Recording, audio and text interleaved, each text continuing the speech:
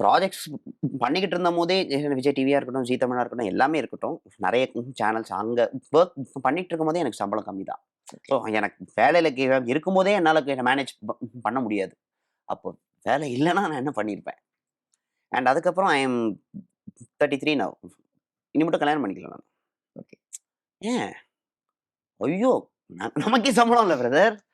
C நான் அது வந்து ஒரு காரணமா நான் வந்து சொல்லல. That is actually right way to think in our life. எனக்கு நம்பன்னா ஓகே. பட்னி இருக்கலாம், என்ன வேணா பண்ணலாம். நம்மளுக்கு நம்பி ஒருத்தங்க வராங்க அப்படின்னா, நீங்களும் அவங்கள கஷ்டப்படுத்துறதுல உங்களுக்கு என்ன நியாயம்? அண்ட் அது மட்டும் இல்லாம எனக்கு என்ன அப்படின்னா, எனக்கு வந்து ஒரு குழந்தைய அடாப்ட் பண்ணணும்னு ரொம்ப ஆசை. ஓகே. ஸோ அதுக்கு நான் ரொம்ப வெயிட் பண்ணிட்டு இருக்கேன். கல்யாணம் அப்படின்றதெல்லாம் அது தட்ஸ் அ மித்.